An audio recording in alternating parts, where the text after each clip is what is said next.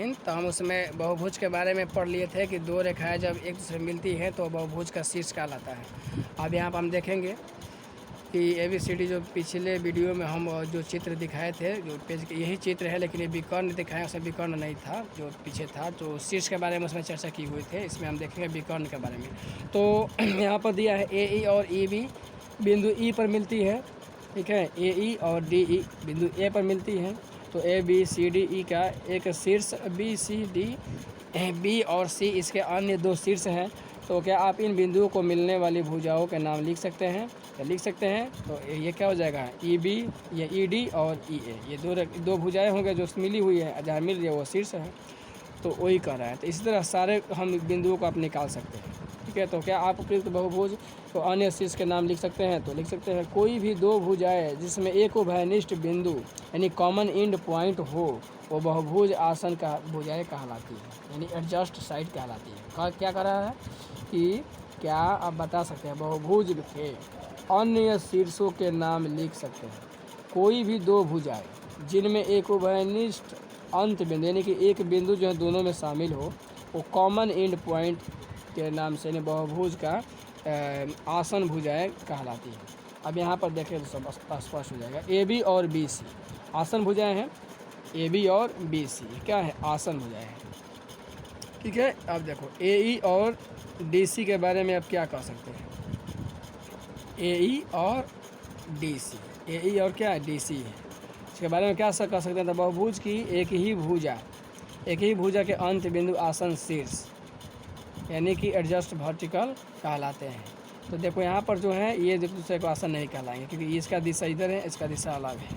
तो शीर्ष E और शीर्ष D आसन शीर्ष हैं। ये क्या है, ये दोनों शीर्ष हैं।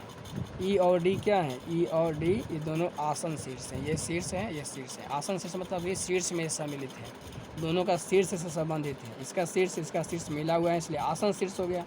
जबकि शीर्ष A और D आसन शीर्ष नहीं है ना, क्योंकि ये एक रेखा नहीं बना रही है, इसका कोण मिल रहा है। तो क्या आप बता सकते हैं कि यह क्यों? तो क्योंकि ये एक रेखा नहीं बना रही है इसलिए ये आसन शीर्ष नहीं कहलाएगा। A और D, E और D जो है एक रेखा है इसलिए इसका भी शीर्ष मिला हुआ है, तो ये शीर्ष कहलाएंगे, आसन शीर्ष कहलाएंगे, लेकिन A और D नहीं कहलाएंगे। तो उन शीर्षों को लीजिए जो आसन नहीं है। ऐसे शीर्षों को मिलाने से बने रेखाखंड बहुभुज के विकर्ण यानी विकर्ण कहलाते हैं, यानी डायलॉग्स कहलाते हैं। तो देखो ऐसे जो रेखा न हो और एक दूसरे शीर्ष को मिला रहे हैं तो इस तरह का जो काल्पनिक रेखा होता है उसको विकर्ण कहा जाता है, यानी कि डायलॉगल्स कहलाता है।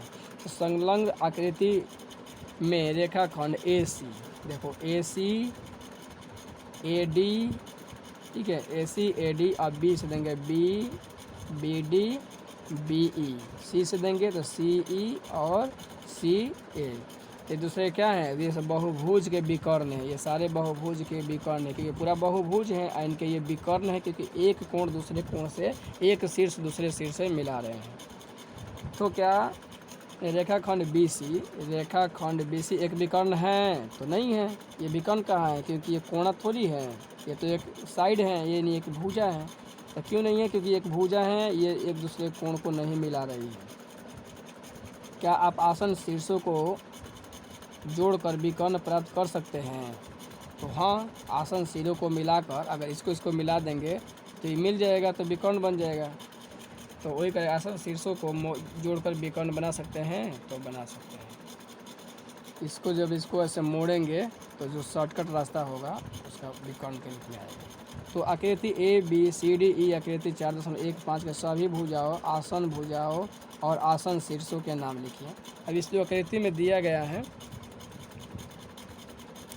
तो इसमें क्या कर रहे हैं कि अब इसमें आपको लिखना है जो आकृति दिया गया है, इसमें सभी भुजाओं यानी आसन भुजाओं को लिखना है और आसन शीर्षों के नाम लिखना है, ठीक है। और यहाँ पर देखिए कि आसन शीर्षों को मोड़ कर, तो आसन देखो, इसका आसन शीर्ष है, इसका आसन शीर्ष है, तो दोनों को मोड़ कर आप विकर्ण बना सकते हैं? तो नहीं बना सकते हैं, ये नहीं हो पाएगा। तो इसमें आप लिख सकते हैं कॉपी में। अब यहाँ पर देखिए एक बहुभुज यानी ABCDEFGH इतना बनाइए। अब यहाँ पर देखिए ये पंचभुज था तो 5 गो था, और ये कितना है, आप देखिए 5 6 7 8, ये अष्टभुज यानी अष्टभुज बनेगा। तो आप इसके सहायता से आप बनाइए अष्टभुज कैसे बनाएंगे। और उसकी सभी भुजाओं, आसन भुजाओं तथा शीर्षों सहित विकर्णों के नाम लिखिए और उसके बारे में सब लिखिए। शीर्ष कौन कौन है, भुजाएं कौन कौन से हैं, विकर्ण कौन कौन से हैं, तो आप उसे लिख सकते हैं। अब आप अब इसका अब जो है 4.2 भी आप बना सकते हैं। इसके बाद हम कोण के बात करेंगे अगले वीडियो में, नहीं इसी वीडियो में कर लेते हैं कि वीडियो अभी काफ़ी लंबी नहीं हुई है। तो इसमें अब नीचे दी हुई वक्रों को खुली या बंद वक्र के रूप में वर्गीकृत कीजिए। तो खुला कौन है, तो ये वक्र खुला है, ये वक्र खुला है, नहीं ये वक्र बंद है, ये वक्र खुला है, ये बंद है, ये बंद है। तो इसलिए आप इसको इसी कर सकते हैं, विश्लेषण कर सकते हैं, वर्गीकृत कर सकते हैं। ठीक है, अब इसके जो इसमें देखना है कि निम्न को स्थित है, यहाँ तक आप लोग बना लेंगे। हम यहाँ से शुरू करते हैं कोण, क्योंकि जो भी हम बताए हैं समझाएं उसी का आधार पर यहाँ से ऊपर दिया हुआ है, तो आप उसे आसानी से उसे बना सकते हैं, उसमें कोई दिक्कत नहीं होगा। अगर कोई दिक्कत होगा तो आप लोग कमेंट के माध्यम से हमसे पूछ सकते हैं। इसके बाद कोण, जब कोण यानी जब कर्नर बनते हैं तो कोण यानी एंगल्स भी बनते हैं। ठीक है, जब कोना बनेगा तो एंगल भी बनेगा, कोण भी बनेगा। तो यहाँ आकृति 4.16 दी है, जहाँ एक बक्स यानी कि यहाँ एक बक्स का ऊपरी सिरा कब्जा लगे एक दरवाजे की तरह है। यहाँ पर कब्जा लगे हुए हैं, ठीक है, यहाँ से उठाया जा रहा है की तरह है। बक्से के किनारे यानी एज जो होता है, एज AD, यहाँ पर AD देखिए, A और D, AD। और दरवाजे के किनारे AP, दरवाजे के किनारे जो है AP है, A और P, AP। AD जो है ये क्या है, ये आपका बक्से का किनारा है, और ये दरवाज़ा जो उसके ऊपर ढक्कन है उसका AP जो है उसका किनारा है ना। दो किरणें यहाँ पर दिख रही है। तो यहाँ पर जो है AD और AP यहाँ पर ऐसे दिखा रहा है, एरो दोनों को निकाल कर बाहर दिखा रहा है के रूप में सब कल्पना की जा सकती है कि इन दोनों किरणों में एक उभयनिष्ठ बिंदु या प्रारंभिक बिंदु A है। ये क्या है, एक प्रारंभिक बिंदु है A और P, AP में भी शामिल है और A और D इसमें भी शामिल है। ठीक है, तो ये कहा सकता है कि किरणें दोनों ये बिंदु कहा जाता है, ये दोनों में शामिल है। ये किरणें एक कोण बना रही है। ये किरणें क्या कर रही है, ये किरणें जो है यहाँ पर एक कोण बना रही है। तो उभयनिष्ठ प्रारंभिक बिंदु वाले दो किरणों से एक कोण बनता है, यानी कि दो किरणों जब एक ही प्रारंभ से गुजरेगी तो वहाँ पर एक कोण बनता है। ठीक है, कोण बनता है। कोण को बनाने वाली दोनों किरणों उसकी भुजाएं यानी आर्म्स यानी कि बाजू उसका या साइड्स कहलाती है। उभयनिष्ठ प्रारंभिक बिंदु को कोण का शीर्ष यानी कि वर्टेक्स कहलाता है। अब ये कोण जो बन रहा है बिंदु वो उसका शीर्ष कहलाता है। अब देखो संलग्न आकृति में किरण OP, देखो OP और OQ बने हैं तो कोण को दर्शा रहे हैं। ये O जो क्या है, ये कोण को ये दर्शा रहे हैं। तो कोण को दर्शाने के लिए शीर्ष पर एक छोटे वक्र का प्रयोग किया गया है। यहाँ पर एक वक्र यानी कि घुमावदार को बताया गया है कि ऐसे करके बताया गया है कि क्या है, ये कोण है। कोण को दर्शाने के लिए O पर इसको बनाया गया है।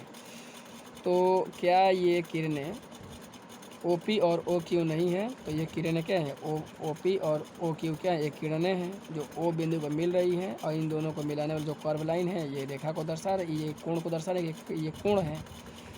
तो इस कोण को हम किस प्रकार नामांकित कर सकते हैं, इसे हम केवल यह कह सकते हैं कि यह O पर एक कोण है, और अधिक विशिष्टता के लिए हम कोण की दो भुजाओं पर एक एक बिंदु लेकर और उसके शीर्ष को लेकर कोणों का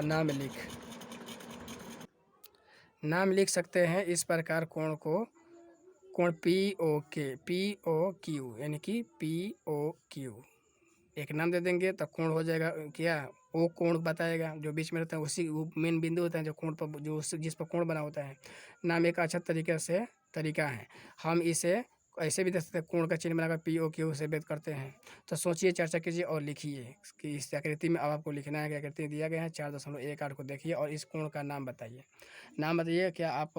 क्या हम इसे कोण P कह सकते हैं, तो नहीं, कोण P कहना गलत होगा। परंतु किस कोण को कोण P कहेंगे, तो इसको APC कोण कोण चिन्ह देकर कोण APC करेंगे तब हम कोण P को देख सकते हैं।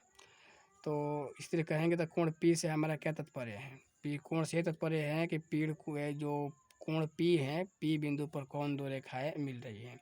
तो यहाँ पर हम देखो ये जो इसमें भी शामिल है, इसमें भी शामिल है, APB भी कह सकते हैं, APC, ये दोनों कोण में ये बिंदु शामिल हैं।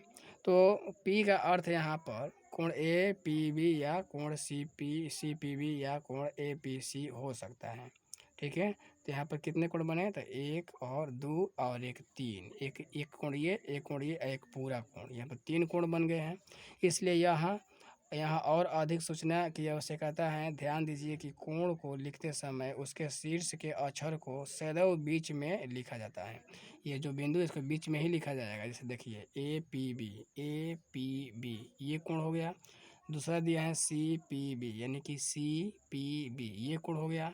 और तीसरा APC यानी APC, यानी कि हर हाल में जो ये बीच वाला है, ये बीच में ही रहेगा बिंदु वाला, तो वही ध्यान देना है। अब यहाँ पर दिया हुआ है, आप इसको इसी की सहायता से आप इसे बना सकते हैं। इसको आप सॉल्व कर सकते हैं। इसके बाद यहाँ भी जो दिया हुआ है, आप इसे भी आराम से लिख सकते हैं कि संलग्न आकृति 4.20 में x कोण, ये x कोण को अभ्यंतर में स्थित है। z कोण यहाँ जो है अभ्यंतर में स्थित नहीं है, ये बाहर है। ठीक है, बहिर्भाग में है, तो यह कोण के बहिर्भाग में स्थित है। तो बिंदु S जो है स्वयं PQR यानी कि PQR पर स्थित है। ठीक है, अतः कोण से संबंधित 3 क्षेत्र होते हैं। कोण से संबंधित भी 3 क्षेत्र होते हैं। एक होता है कोण पर है यानी कि इस लाइन पर है, एक लाइन के बाहर है, एक लाइन के अंदर है। तो ये समझाया है। आप इसके आधार पर 4.3 आप बना सकते हैं पूरा यहाँ तक। इसके बाद अगले वीडियो में हम त्रिभुज के बारे में चर्चा करेंगे। तब तक आप लोग इतना फेयर आप लोग कीजिएगा। तब मिलते हैं अगले वीडियो में अगले टॉपिक के साथ। तब तक के लिए जय हिंद।